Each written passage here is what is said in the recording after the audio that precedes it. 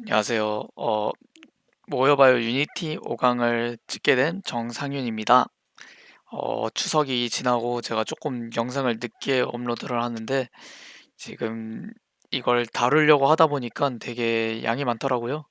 그래서 아주 추려서 아주 좀 더 편하게 설명하려고 하다 보니까 기간이 늦은 점 양해 부탁드립니다. 자, 저번에 제가 이렇게 수업 흐름을 쭉 얘기했는데 마지막 여섯 번째 플러스 알파로 스크립트는 어떻게 봐야 하는가에 대해서 제가 좀 더 다룬다고 했었는데 이걸 다루려고 하다 보니까 되게 이것저것 건드려야 될 부분이 많더라고요. 그래서 이번 수업 시간은 크게 두 가지로 쪼개고 나머지 플러스 알파 하나가 더 있습니다.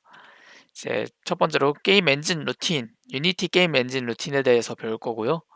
두 번째는 이제 스크립트 컴포넌트, 그러니까 아까 전에 얘기했던 스크립트를 어떻게 봐야 되는지 유니티에서 이거하고, 마지막은 다큐멘트 사이트를 알려드릴 거예요.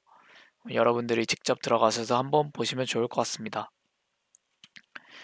게임 엔진 루틴은 이제 처음에 게임 정보 출력을 하고 이제 사용자 입력을 받은 다음에 게임 환경 계산, 이 세 가지 루틴이 뺑뺑 돌아요. 그러니까 어떤 얘기냐면 이제 사용자가 맨 처음에 게임을 예를 들어서 어, 오버워치라고 하죠.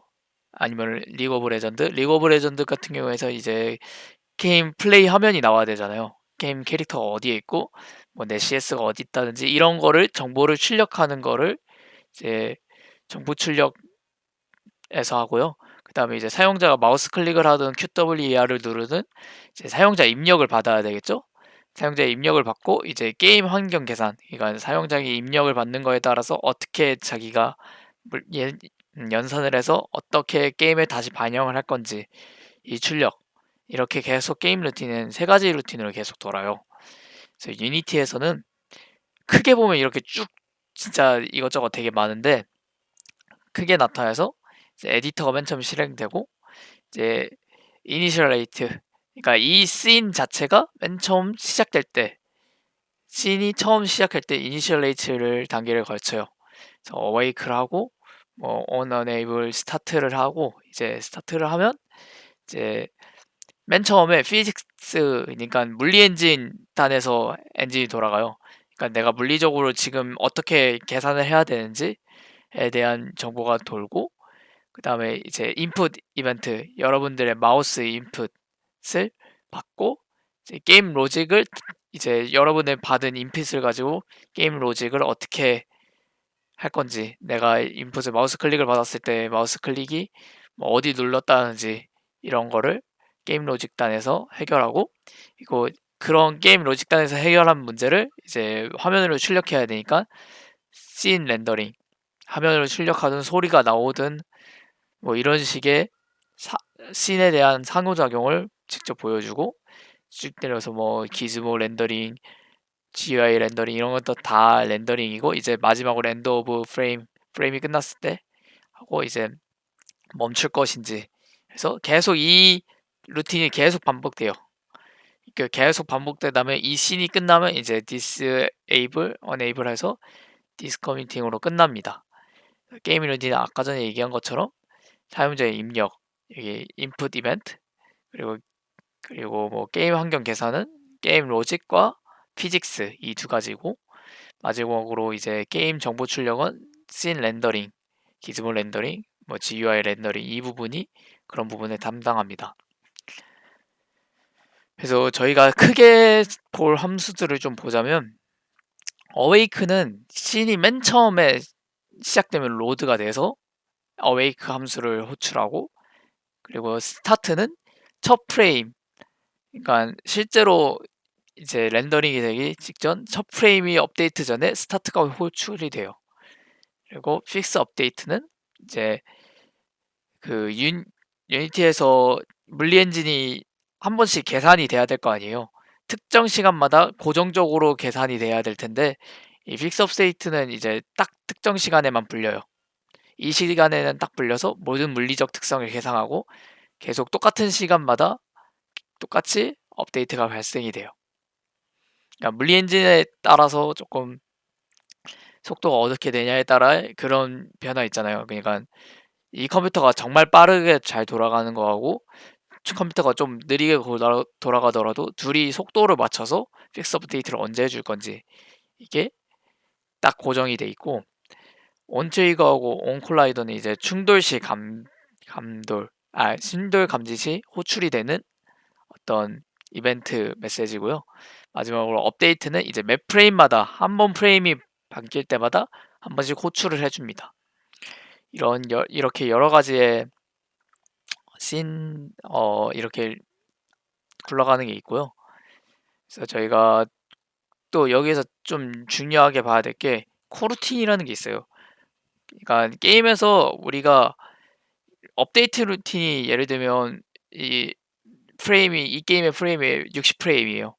60프레임이 매번 호출이 될 때마다 한 업데이트는 한 루프를 돌거든요. 그러니까 1프레임에 1 업데이트가 불린다가 맞죠? 근데 이러면 이렇게 생각할 수도 있어요.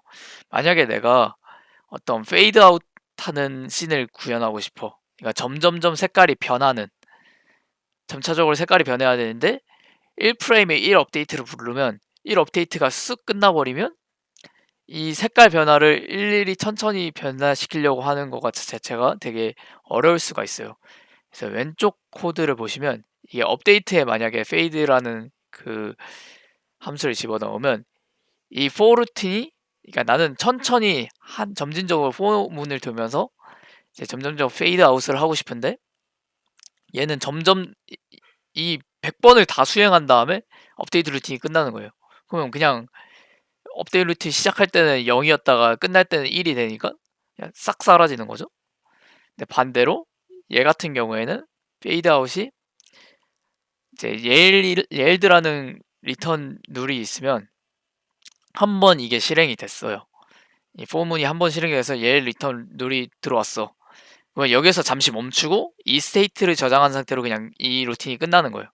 어, 첫 번째 루틴을 이 포문에서 루틴을 돌았을 때 예일 리턴 룰이 만나면 이제 업데이트가 한 번 끝나고 두 번째 업데이트가 불렸을 때 이 함수를 다시 불러오면 아까 전에 불러왔던 거 있잖아 하고 그걸 불러온 걸 그대로 해요. 그러니까 이거는 정확하게 얘기하자면 이 input 키 다운 F를 눌렀을 때 딱 첫 번째로 코루틴이 시작돼요. 뭐 얘는 이제 업데이트하고 상관없이 그냥 그 코루틴 단계에서 따로 알아서 계산을 해요. 여기서 보시면 이제 여기 업데이트 함수에서 한 번만 불려지면 여기서 알아서 여기 코루틴 있죠? 얘 코루틴 여기에서 코루틴 루틴이 그냥 쭉 돌아요.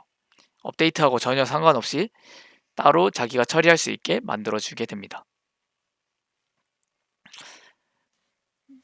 그래서 한 프레임씩 원하는 행동을 여러분들이 직접적으로 병렬적으로 어떤 이펙트가 나야 된다 할 때는 코루틴을 사용하시면 돼요. 그래서 이제 스크립트 컴포넌트에서 더 자세히 들어가겠습니다.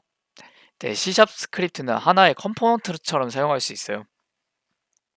그 게임 오브젝트에다가 컴포넌트를 집어넣는다고 했잖아요. 스크립트도 컴포넌트처럼 사용할 수 있습니다. 스크립트를 통해 게임 엔진이나 다른 컴포넌트와 상호작용을 하고요.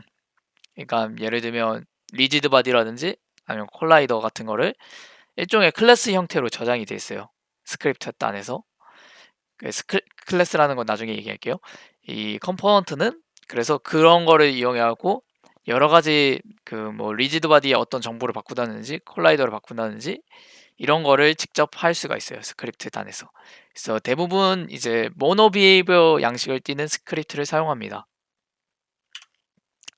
이제 클래스란 정확히 뭘까요? 클래스란 이제 어떤 객체를 만들어내기 설계도예요. 어떤 객체라고 하기에는 되게 다양한데 뭐 자동차를 만들든 아니면 비행기를 만들든 아니면 사람을 만들든 어떤 객체를 만들기 위해 아니면 이런 물리적인 속성이 아니라 어떤 관념적인 속성 같은 것도 다 만들어낼 수 있어요. 네, 이 설계도에 필요한 거는 딱 두 가지예요. 하나는 값을 저장하는 필드와 하나는 객체의 행동을 나타내는 메소드예요. 예를 들면 지금 왼쪽에 보이시는 것처럼 저는 몬스터라는 어떤 클래스를 만들었어요. 몬스터에는 레벨이 있을 거고 HP가 있을 거고 뭐 공격력과 방어력이 있을 거고, 뭐 그 몬스터의 움직임이 있을 거고, 어떤 그 몬스터가 공격을 하기 위해서 어떤 행동을 취해야 되는지에 대한 정의가 적혀 있을 거예요. 이게 바로 클래스입니다. 그러면 이제 객체랑, 여기에서 이제 객체라는 설명을 좀 하기 전에 여기 주황버섯이 있어요. 되게 귀엽죠? 이제 주황버섯을 정의하기 위해서는 이제 레벨, 공격력, HP 같은 것과 이제 행동함수, 공격 모션이라든지 아니면 공격한다는 그 자체, 또 움직임, 소리 효과 이런 거를 다 정의를 해야 돼요. 그래서 클래스하고 인스턴스가 다른데, 이제 클래스는 아까 전에 설계도라고 했죠. 그래서 클래스는 하나의 설계도이기 때문에 클래스 자체는 어떤 객체를 가르치진 않아요. 하지만 이 클래스에서 생성자를 통해서 인스턴스를 만들면, 인스턴스는 이제 우리가 생각하는 오브젝트, 하나의 객체가 탄생을 하는 거예요.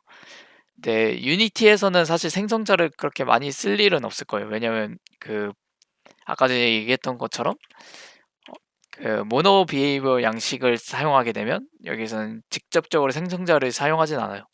그렇기 때문에 그냥 클래스라는 게 있고, 이 클래스를 통해서 우리는 인스턴스, 그러니까 게임 오브젝트이지만 게임 오브젝트를 만들 때는 인스턴스를 사용한다. 뭐 그 자체, 객체 그 자체, 이렇게 설명하면 될 것 같아요. 몬스터 클래스는 아까 전에 봤을 때 이렇게 쭉 있는데, 좀 C 공부나 파이썬 공부를 하신 분들은 이제 조금 되게 특이한 문법이 있을 거예요. 접근 제한자, 그러니까 여기 퍼블릭이라든지 프라이베이트 이렇게 붙어 있는 거, 그리고 여기에 보시면 디스라든지 아니면 뭐 여기 들어있는 점 연산자, 이거에 대해서 조금 살펴볼게요. 점 연산자는 이제 인스턴스나 어떤 클래스의 하위 정보를 접근하기 위한 연산자예요. 이 이제 인스턴스, 그러니까 이 머쉬룸 있죠? 그러니까 주황버섯은 이 주황버섯 자체가 하나의 인스턴스죠. 오브젝트이자 이 녀석을 이제 어떤 행동을 취하고 싶어요. 아니면 어떤 값을 보고 싶어. 이 친구의 어떤 값, 이 친구의 어떤 행동을 하기 위해서는 점을 써갖고 이제 머쉬룸 점 say라고 해서 아잉이라는 말을 하라고 했더니 이렇게 행동을 하죠. 그래서 이거는 어떤 클래스 점 변수명 또는 인스턴스 점 변수명을 통해서 여러분들이 접근할 수가 있어요. 이 친구의 어떤 속성을.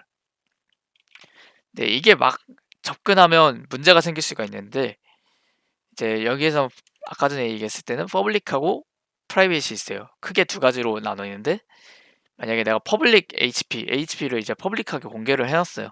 했더니 플레이어가 갑자기 머쉬룸의 체력을 0으로 바꾼다든지 이런 식의 접근이 가능하겠죠?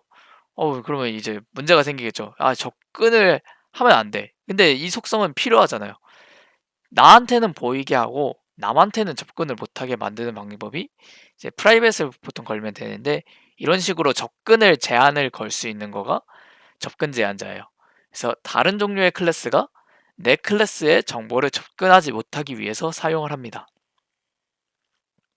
다들 이해하셨죠? 그리고 이제 디스라는 거는 이제 나 자신을 얘기해요. 그러니까 메소드를 부를 때 메소드를 부른 주체가 있을 거 아니에요. 행동의 주체가 있어야 되잖아. 근데 아까 전에 말했듯이 행동의 주체가 있기 위해서는 이제 어떤 애가 불렀는지를 나라고 지정하기가 되게 애매해요. 왜냐면 푸른 사람 마음이잖아.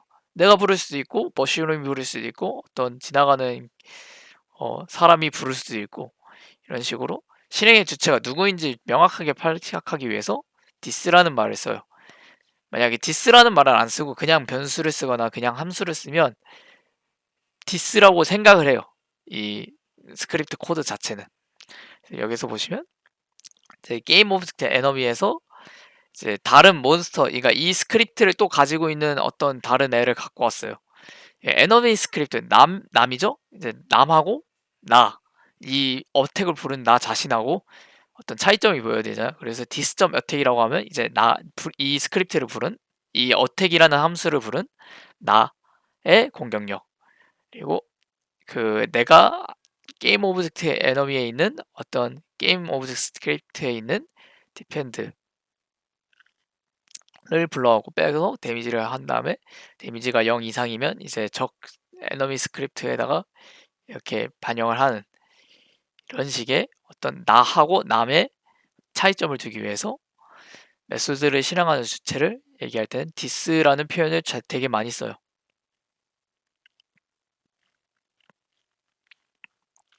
클래스 상속. 이제 메이플 스토리에는 되게 많은 버섯이 있죠. 이 버섯들이 같은 속성을 가지기도 이제 다른 속성을 가지기도 해요. 예를 들면 이제 몬스터라는 엄청 큰 클래스에서 밑으로 쭉 내려오다 보면 뭐 파란 달팽이, 노란 달팽이, 노란 달팽이는 없지? 빨간 달팽이 이런 식으로 달팽이류가 있을 거고, 아니면 아까 전에 본 것처럼 버섯류가 있을 거고, 아니면 리본 돼지, 그냥 일반 돼지, 뭐 이런 식으로 돼지류가 쭉 있죠. 그 아래에서도 이제 주황버섯이 있고, 뭐 좀비버섯이 있고, 갑버섯이 있고 이렇게 쭉쭉쭉 나눠져요. 그러니까 버섯들은 이제 몬스터 속성을 다 갖고 있어요. HP라든지 공격력, 방어력, 레벨, 뭐 캐릭터 렌더링 하는 방법, 공격하는 방법, 이거 자체는 다 상위단 몬스터라면 다 기본적으로 가져야 되는 항목이죠. 하지만 자기만의 속성이 가지고 있을 수도 있어요. 예를 들면 이제 뭐 주황버섯류 같은 경우에 머리 갓 같은 게 있잖아요. 갓이라는 것도 하나의 어떤 변수라고 생각을 하면, 이 달팽이도 갓은 가지고 있진 않고 돼지도 갓을 가지지 않잖아요. 하지만 버섯류는 갓이라는 걸 가지고 있고, 또 공격 방법이 다를 수가 있어요. 이제 주황버섯 같은 경우에는 티어릭으로 이렇게 공격을 하는 반면에, 좀비 버섯은 이제 티어릭이 공격을 하지만 이제 디버프를 걸어요. 독 효과를 거는데, 이제 주황버섯 아니면 갓버섯 같은 경우에는 그냥 데미지를 주지만, 좀비 버섯은 이제 독이라는 어떤 디버프를 걸잖아요. 그 같은 공격이라도 다르게 표현이 될 수 있어요. 이 행동을 오버라이딩이라고 하는데, 상속은 이런 점에서 되게 간단해요. 그러니까 난 몬스터라는 걸 어느 정도 지정을 해놓고 이 밑에 버섯류라는 어떤 갓이라는 새로운 속성을 부여한다든지, 아니면 같은 행동이라도 다르게 행동할 수 있게, 그러니까 같은 어택이라도 좀비 버섯만 이제 독이라는 어떤 디버프를 걸 수 있게 새로 오버라이딩을 할 수 있어요.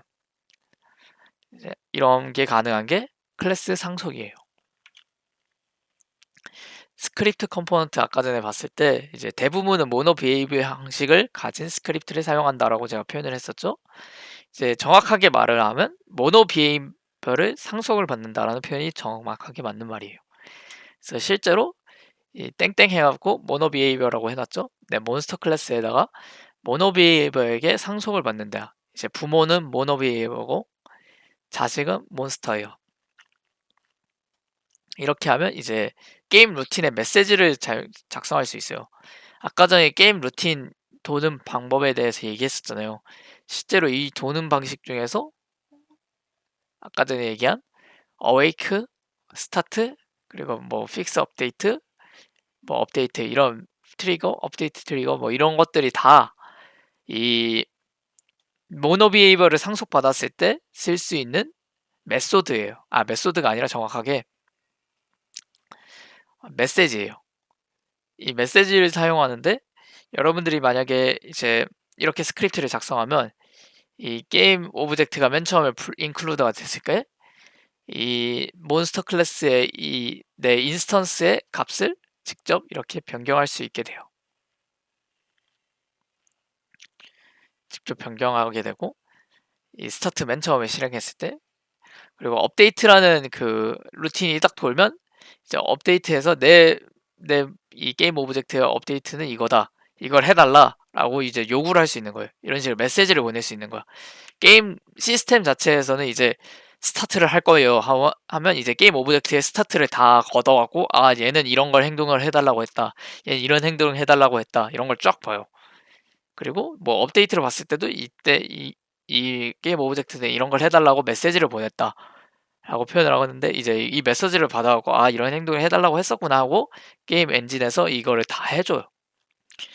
이제 여러분들이 이제 스크립트를 볼 때 이 스타트 뭐 업데이트를 보면서 얘는 이럴 때 이런 걸 해달라고 했었구나 라고 알아들으시면 되게 스크립트를 편하게 읽을 수가 있어요.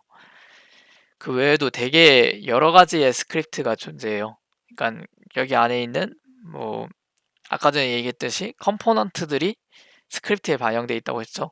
여기 보면 애니메이터라는 예전에 설명했던 아니 컴포넌트가 애니메이터라는 어떤 클래스로 저장이 돼 있어요.